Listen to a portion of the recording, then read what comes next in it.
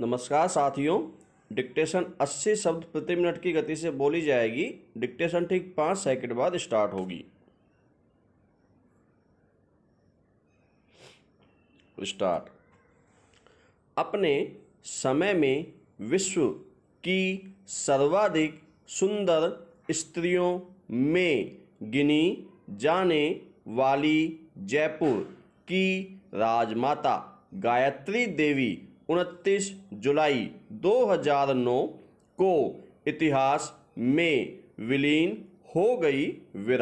30 जुलाई को सायंकाल आमेर रोड स्थित महारानी की दतरियों के स्थान पर उनका पार्थिव शरीर अग्नि को समर्पित कर दिया गया। उनका दाह संस्कार उस स्थान के पास किया गया जहां पहले से ही महाराजा सवाई मानसिंह द्वितीय की 2 महारानियां मरुधर कंवर और किशोर कुमारी की छत्रियां बनी हुई हैं। राजमाता को जयपुर के लोगों ने जितनी भारी संख्या में उदास मन अश्रुपूरित नेत्रों के साथ अंतिम विदाई दी, इससे उनकी लोकप्रियता का अंदाजा लगाया जा सकता है। पैरा। सन 1940 में राजमाता जयपुर के महाराजा सवाई मानसिंह की तीसरी रानी बनकर जयपुर आई। अपने पैतृक कूच विहार पश्चिम बंगाल राज परिवार के विरोध के बावजूद उन दोनों का विवाह हुआ। इसे प्रेम विवाह ही कहा जा सकता है।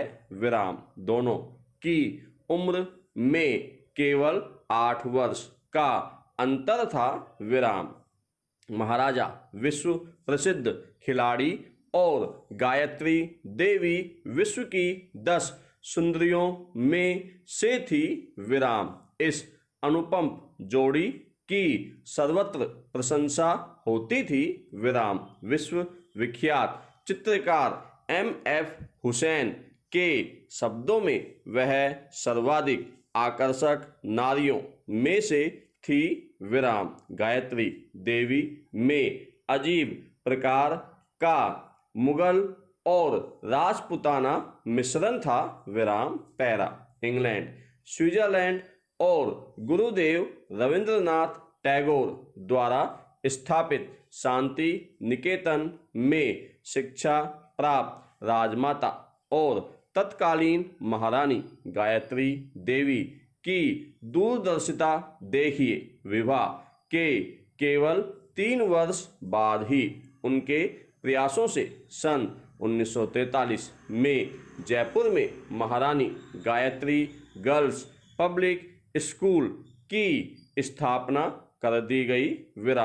यह स्कूल अभी देश के प्रमुख स्कूलों में से है।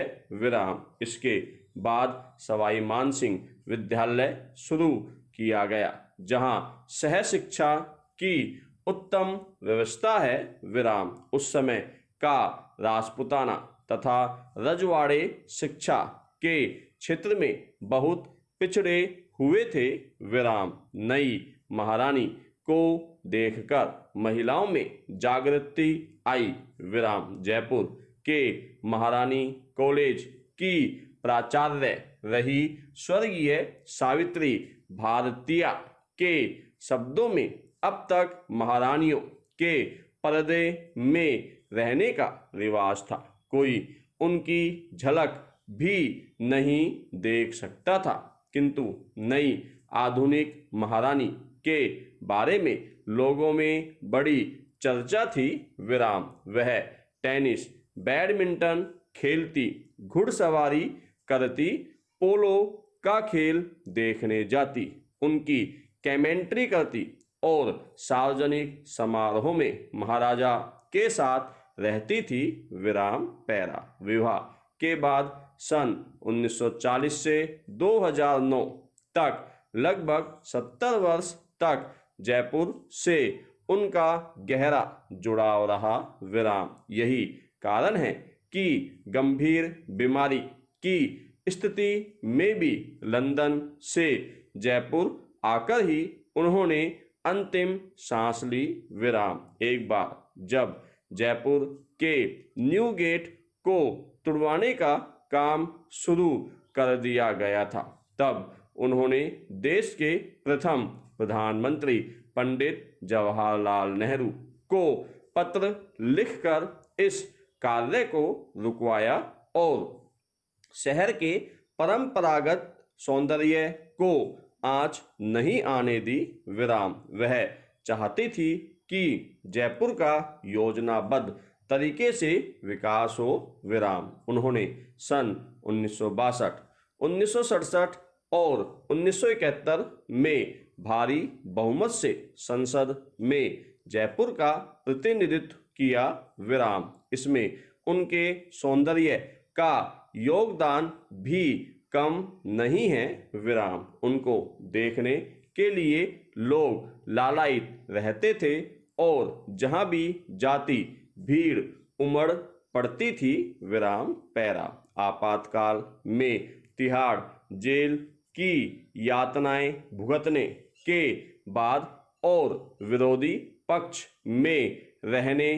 के कारण जनता का भी अधिक हित नहीं कर सकी विराम। शायद इसीलिए पिछले 3 दशकों से उन्होंने राजनीति से एक प्रकार से संन्यास ही ले लिया था और अपने आप को सामाजिक, शैक्षणिक व सांस्कृतिक कार्यों तक ही सीमित कर लिया था विराम। वह सवाई मानसिंह बनेलवैंडलैंड fund, Maharani Gayatri Devi girls public school, Sawai Mansingh public school, Sawai Mansingh Kala Mandir और चांद शिल्पशाला आदि संस्थाओं की प्रमुख थी विराम। पैरा मैंने स्वयं उनके कार्यालय में पहले रामबाग पैलेस और बाद में राजमहल में काम किया तथा सवाई मानसिंह